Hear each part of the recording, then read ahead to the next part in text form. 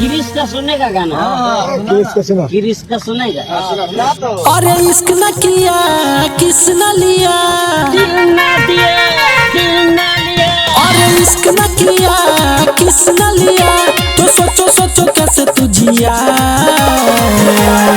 ले बेटा बंदी न पट्टी तो क्या किया, ले बेटा बंदी न पट्टी तो क्या किया, ले बेटा बंदी न पट्टी तो क्या किया, ले बेटा बंदी न पट्टी तो क्या किया।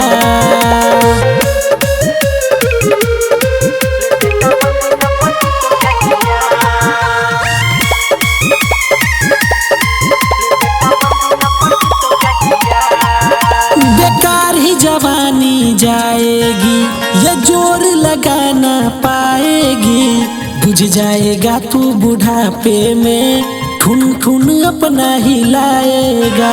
गिरीश का सुनने का गाना। बेकार ही जवानी जाएगी, ये जोर लगा ना पाएगी, बुझ जाएगा तू बुढ़ापे में, खून खून अपना हिलाएगा। मिस कॉल न दिया कॉल न किया, दिल ना दिया दिल ना लिया। मिस कॉल न दिया कॉल न किया, तो सोचो सोचो कैसे तू जिया।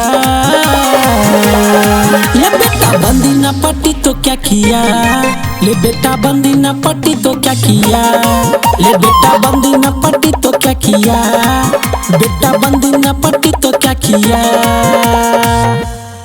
Recording by Jai Shri Recording Studio, Darbhanga।